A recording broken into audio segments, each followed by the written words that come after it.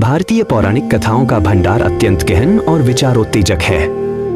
ऐसी ही एक गूढ़ कथा है महाकाव्य महाभारत में छुपा एक अंगवीर की कथा, जो धर्म, अधर्म, नियति और मानवीय संघर्ष के बीच के सूक्ष्म अंतर को उजागर करती है। कथा, एक अंगवीर का रहस्य।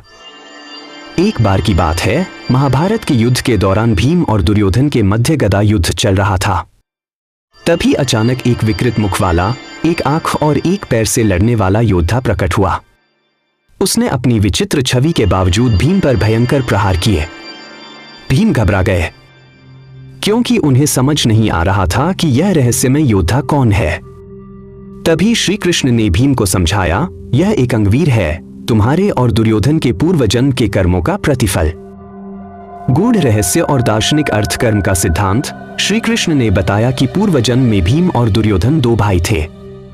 एक बार जंगल में उन्होंने एक विकलांग तपस्वी को देखा जो ध्यानमग्न था। दुर्योधन ने उसका उपहास उड़ाया और उसे लंगड़ा कहकर चिढ़ाया, जबकि भीम ने चुपचाप उसकी उपेक्षा की। तपस्वी ने श्राप दिया, अगले जन्म में तुम दोनों मेरी ही तरह विकलांगता का सामना करोगे। इसीलिए इस जन्म में दुर्योधन की जंघा भीम द्वारा तोड़ी गई और भीम के सामने एक अंगवीर प्रकट हुआ।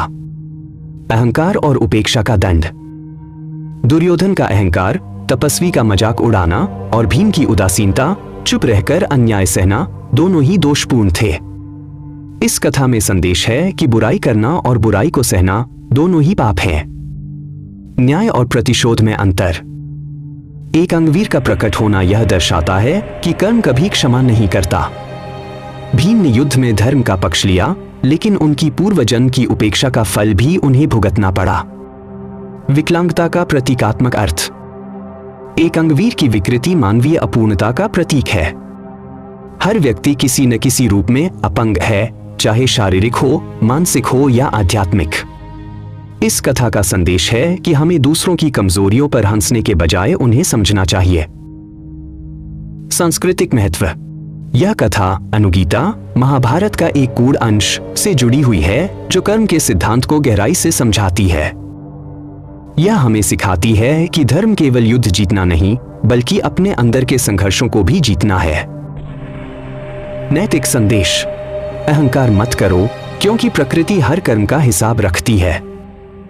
उपेक्षा मत करो, क्योंकि चुप रहकर अन्याय को बढ़ावा देना भी पाप है। कर्म फल अटल है, चाहे वह कितने ही जन्मों बाद क्यों न मिले।